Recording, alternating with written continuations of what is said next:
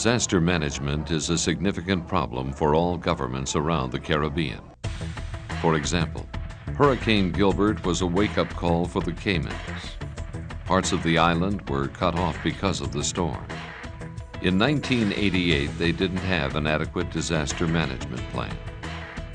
Hurricanes and other disasters like oil spills, earthquakes, volcanoes, and major fires on land or ships can put people at risk and destroy the local economy. The Cayman government decided to prepare for any disaster, and now they have what can be called a model disaster plan, the outline of which can be used by most Caribbean countries. The backbone of their plan is an Emergency Operations Center, or EOC, and a state-of-the-art radio communication system. Here's how it works.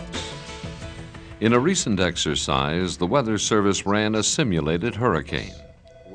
Mr. Fred Sambula contacted the Hurricane Committee and gave them a weather bulletin about an approaching storm.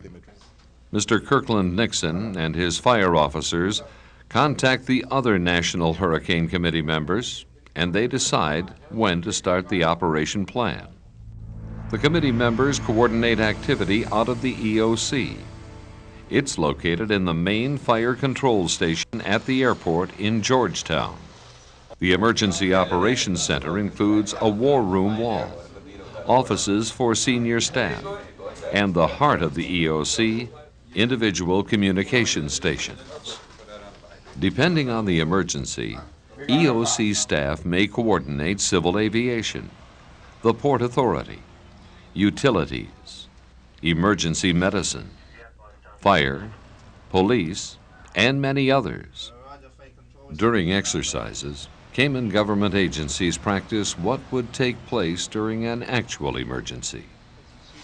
During about a five-hour period, we put hurricane shutter panels up on each of those buildings. We erect about 10,000 shutter panels in that period on 17 hurricane shelters and about 80 government complexes. All information is sent through the EOC. This cuts down on the chance for miscommunication or wasting valuable resources during a crisis. Organizations get information by two-way radio and fax to help manage their resources and to work with other teams. Each subcommittee has a designated emergency channel, and they all monitor the two main EOC channels. If one group wants to talk to another to work on a specific problem, the EOC instructs both groups to go to a prearranged channel. That way, the main emergency channels won't be tied up. The government has over 700 radios on their system. Most of these are for everyday use by police, fire, and other government functions. Extra radios, chargers, and accessories are stored at the telecommunications office for distribution at the beginning of an emergency or as backups. The radios are connected to a single-site Motorola SmartNet system. The tower is 16 kilometers from Georgetown, close to the highest point of the 43-kilometer-long island. All of the locations have the necessary emergency facilities to house and run equipment. Upgrades have been made to withstand over 200 knot winds. In addition to fire, police, and hospitals, Motorola radios are used by strategic and tactical emergency resources such as shelters, Caribbean Utilities Company, the local telecommunications company, and Public Works. And the Cayman plan includes backup between the cable and wireless Motorola system and the government system if either system gets a direct hit. The ability of the systems to be reconfigured to meet any disaster allows the Caymans to be as prepared as they can be.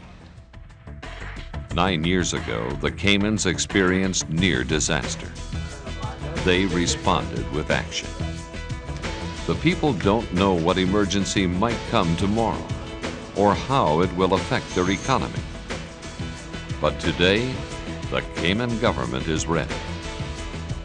What does your plan look like? Are you ready?